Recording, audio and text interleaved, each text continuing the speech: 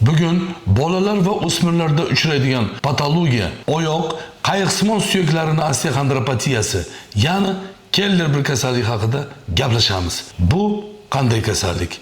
Assalomu alaykum, kanalimizga xush kelibsiz. Bu oyoq kaftida joylashgan qayiqsimon suyakni aseptik yallig'lanish kasalligi hisoblanadi. Buni 1908-yil olim Keller tomonidan aniqlangan va yozib qoldirilgan. Bu kasallik asosan 8-12 yashar bolalarda kuzatiladi. Bizga ma'lumki, oyoq kafti, kaft oldi, kaft va barmoq suyaklaridan tashkil topgan. Bu suyaklarning pastida plantar fassia joylashgan va plantar fassia oyoq kaftiga tushayotgan yukni qabul qiladi va atrofga teng taqsimlaydi.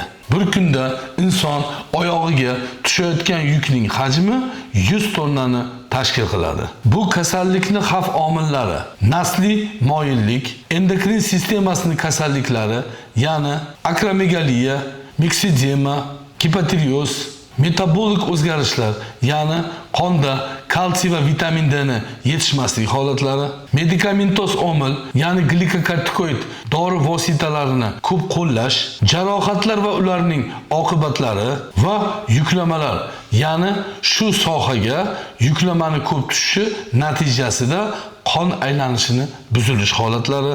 Yuqoridagi xavf omillari natijasida oyoq kaftida dinamik va statik yuklamalar oshadi. Natijada oyoqdagi qayiqsimon suyakni tog'ay plastinkasining ostida subxondral suyakda qon aylanish holatlari buzilish yuzaga keladi. Oziq moddalar yetib kelishi kamayadi va natijada aseptik nekroz holati boshlanadi. Va nekrozdan keyin suyaklarning shu joyda destruksiya va sekvestratsiya holatlari yuzaga keladi. Kasallikning belgilari: oyoq qayiqsimon suyak sohasidagi og'riqlarning borligi, yurganda, yugurganda va shu sohani palpatsiya qilinganda kuchayishi, oyoq kafti medial yuzasi bo'ylab tarqoq shishlarning borligi, yurishni buzilishi va oqsoqlanish holatlari, bola yurganda oyoqni ko'proq tashqi tomoni bilan tirab yurish holatlari, kasallikni darajalari. Aseptik nekroz bosqichi. Bu bosqichda suyakni g'ovak qismida nekroz holatlari boshlanadi. Rentgenda mahalliy osteoporoz va suyakda loyqalanish belgilari ko'rinadi. Impression sinish bosqichi kasallikni 3-4 oydan boshlanadi. Yolg'on skleroz belgisi ko'rinadi. Bunda bo'g'im yuzalari deformatsiyalangan bo'ladi. 3,5 oydan 6 oygacha davom etadi.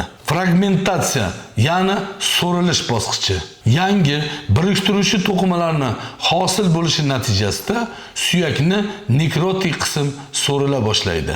Davomiyligi 1-3 yilni tashkil qiladi. Reparatsiya bosqichi. Nekrotik to'qimalar yangi g'ovak to'qimalar bilan almashadi. Bu bosqich 6 oydan 2 yilgacha davom etadi va kasallikni tugallanish bosqichi. Suyaklarni va tog'ayni qayta tiklanishi yakunlanadi va yangi suyak formasi shakllanadi. Kasallikni diagnostikasi: asosan bu kasallik rentgenologik diagnostika qilinadi va bunda kasallikni yuqorida sanab o'tilgan 5 ta bosqichi ko'rinadi, tahlil qilinadi. Undan tashqari MRT va MSKT tekshiruvi o'tkaziladi va bolada suyaklarni mineral zichligini aniqlash uchun densitometriya tekshiruvi ham o'tkaziladi.